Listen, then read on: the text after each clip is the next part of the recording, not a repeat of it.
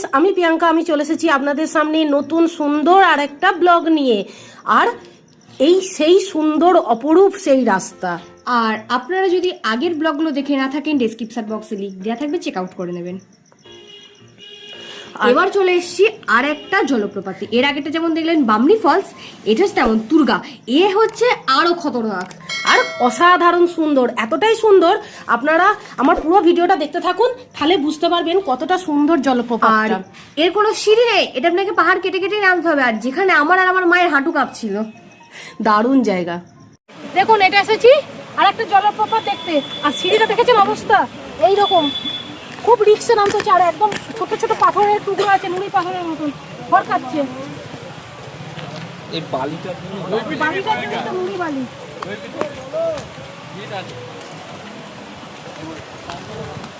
যেতে খুবই কষ্ট হচ্ছিল, আর উঠতে তো আরো বেশি কষ্ট হচ্ছিল। কিন্তু যখন নামছিলাম আমি ভাবছি, আমি যদি এখান থেকে একবার মানে স্লিপ কেটে পড়ে আমি ঠিক কোথায় গিয়ে দাঁড়াবো। আর সবচেয়ে বড় কথা, পুরো ছোট ছোট বালি আছে তো সিঁড়ির মধ্যে, আর তার জন্য স্লিপ কাটছে। হ্যাঁ, একদম হড়কে যাওয়ার খুব ভয়। কিন্তু যাওয়ার পর এত অপূর্ব জলপ্রপাতটা দেখলে আপনার মন ভরবেই। তাহলে এটা কি না দেখে পারা যায় বলুন? এসেছি যখন, কষ্ট তো করতেই হবে। পুরোটা নামেনি, আমি পুরোটা নেমেছিলাম। হ্যাঁ, আমার ভয় লাগছিল, আমি কাছাকাছি গিয়ে দাঁড়িয়ে গেছিলাম। সোনামা কিন্তু পুরো জলপ্রপাতে কাছ অবধি গেছিল। আর উপর থেকে কেমন দেখতে লাগছে দেখুন।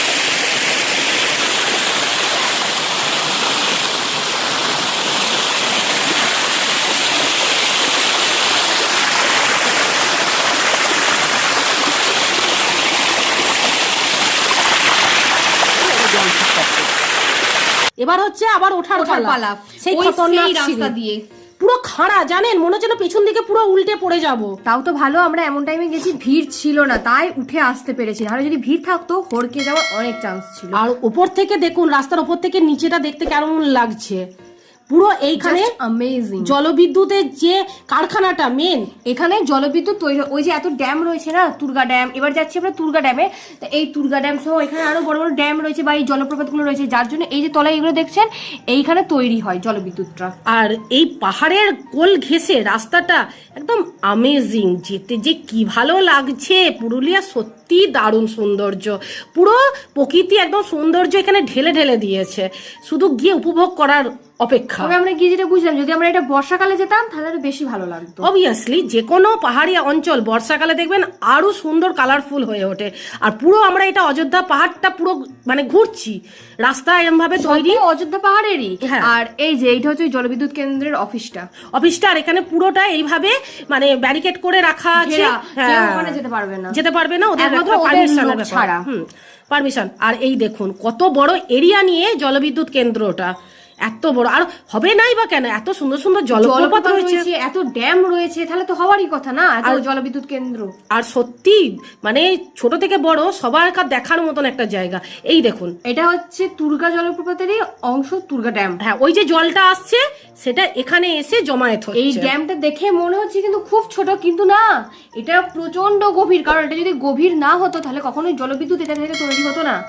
আর পুরো এরিয়াটা দেখুন, পুরো পাহাড়ে মানে ঢাকা, একদম ঘেরা রয়েছে চারপাশটা, আর মাঝখানে এরম সুন্দর একটা মিনিমাম 15টা মানুষ যদি পর পর দাঁড়ায় তাহলে যতটা হবে ততটা হচ্ছে জলের উচ্চতা, ঠিক কিনা বলো? হ্যাঁ, অতটাই হবে, কারণ অনেকটাই গভীরতা।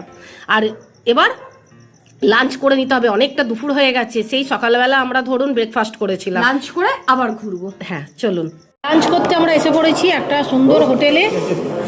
দেখুন, সাদা ভাত, বেগনি, আর হচ্ছে আলু ভাজা, আর এখানে আছে লঙ্কা, পেঁয়াজ, লেবু, আর মিক্সড ভেজ আছে। দেখুন পোস্ত একদম, আর তার সঙ্গে ডাল, রুই মাছের পেটি।